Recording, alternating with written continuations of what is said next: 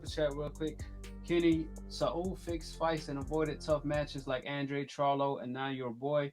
Salute to you for raising your boys with heart and true champions. Appreciate the super chat, my brother. Thank Um, you. so out of all of the names, Canelo, Caleb Plant, Jermall Charlo, who is the toughest, in your opinion, the toughest opponent for your son? I would, man, I would, it's going to sound funny to you or to a lot of people. The toughest that I think toughest fighter that when it came out, that if we wanted to make that fight, I would have to say that it was Charlo, man. Charlo has a different style, man. To me, that would be a tougher opponent for David. And like I said, it's going to sound a little crazy, but that's what I think. That's what I believe, that his way of fighting and his style will be a little bit more difficult than Canelo. And Caleb Plant, Caleb Plant is nothing, bro. To be honest with you, they're just trying to build him, and he will move a couple of rounds, maybe 5, 6 rounds, and finally we'll catch him and we'll put him up. You view Charlo as the toughest, the most dangerous, and you still want that fight, and you push it for that fight the most.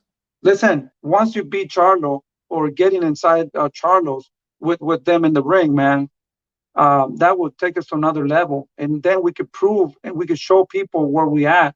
It's a very dangerous fight, man. But at the end of the day, if you want those big rewards, you got to face these fighters that are very, very dangerous, I think. And we have no problem doing that because, like I said, now you know my story. And I think that David deserves a chance, and he has to prove where he's at. And then you'll see where David's at this point.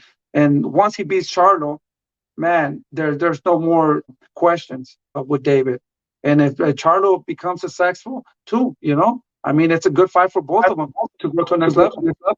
That says a lot about David Benavidez. That it's one thing to call out Caleb Plant, but to call out Charlo, the most dangerous stylistically for David Benavidez, it says a whole lot about David Benavidez as a champion.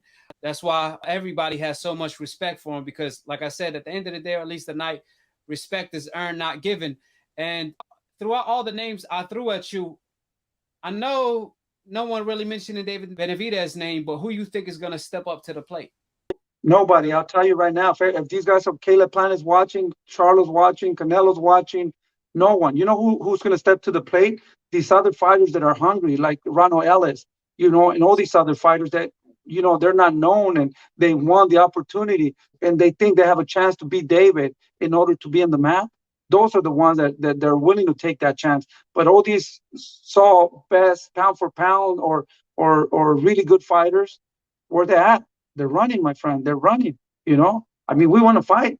I mean, like I said, these are good fights, but I mean, you can't make them fight if they don't want to fight. Well, I also want to talk about Jermall Charlo, a guy who said, he's a super middleweight, not super middleweight. He's the middleweight champion of the world, thinking about coming up here to 168. But I think on his Instagram, he said, one, he doesn't want to fight anybody under the age of 25. And two, you have to be vaccinated in order to fight him. What's your response to what Jermall Charlo said?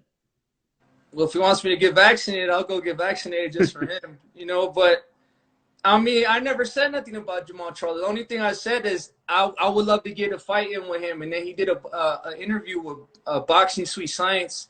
He said he'll knock me out. He'll break my neck. He'll break my neck. Something like that, bro. And then I'm just like, I'm not going to let nobody talk to me like that. So if you're telling me some words like that, you better be ready to fight me. You better be ready to back that up in the ring. So I say my stuff. I say my piece. I go at him too. And what now? I need a COVID vaccine. I need to be 25 and older. I need proof of GED. It's just, and now he don't even want to come up to 168. He wants to do a catch weight. Like, I didn't say I wasn't do a catch weight. I didn't say I was going to go down. You said you wanted to come up to 168, so now what's the problem? I feel like everybody, they just say all this stuff about me because they think I'm not going to say nothing. At the end of the day, I'm not nobody's friend right here. I don't want to be nobody's friend. I'm here to knock people out, and that's my mission here. I'm here to knock people out, and if you don't want to get knocked out, don't mention my name. I want to also keep going after 168, your division. Caleb Plant, he's the IBF super middleweight champion of the world. What did you think of his showing against Caleb Truax just over a month ago? Right, it was a good fight. It was a good performance. He did what he had to do. He landed everything he had to land. But when you're a champion like that, you want to make a statement, and especially a guy that's over his hill like that. Was he 39 years old? Caleb Truax. He was getting hit with literally every shot, and he had nothing to offer. You know, he didn't come back with anything. So it kind of just it's very disappointing. You know, if you're a Caleb Plant fan, if Caleb Plant goes out there and hits an old guy with everything he could possibly hit, and he still can't stop him, especially when a guy that I stopped him. Anthony Durrell stopped him in the first round. So, I mean, for him to, you know, just want to solidify himself as, you know, one of the best champions at 168, you know, it wasn't really an impressive performance in my eyes. You know, but I mean, he did what he had to do, but I feel like he's just too weak for that. You know, he's just a weak champion. Basically, that's how I'm gonna put it. And in your mind, do you think he takes another fight before potentially putting himself in line for the quote-unquote Canelo sweepstakes? I don't think so. I feel like he's gonna sit out as long as until he gets that fight. But Canelo, you know, he's back in it. He's always back in the gym. You know, he doesn't take too much time off, so he's not gonna be taking too much time off either. I think they might fight in September. But either way, you know, once Canelo beats him, you know, I'm still next to get in there with Caleb Plant. You know, I still want to beat his ass, so that doesn't change. Even with the loss, without a loss, I'm still gonna beat his ass. So there's some real animosity between you two. Yeah, I don't like him. And I want to knock him out. That's the only thing I want to do. I want to hurt him. Well, yeah, you have an 86% knockout percentage. I mean, that's a very high knockout percentage. Where does that power come from, David? Is it something that you've always had? Is it something that you have helped to get better as time progresses? What is the key to the punching power from El Bandera Roja? That's that big boy power. That's when you hit 250 pounds, you know, that power never goes away. You know what I mean? It's just, you know, definitely I've always been a power puncher since I was younger, and then just perfecting the power punches, really twisting into the shots. And it's just a variety of shots I could throw. It's just, I'm not a head hunter. You know, I'll find the head. Hold it. You're not that pretty. I'm a bad man. Wait. I still got the wall. I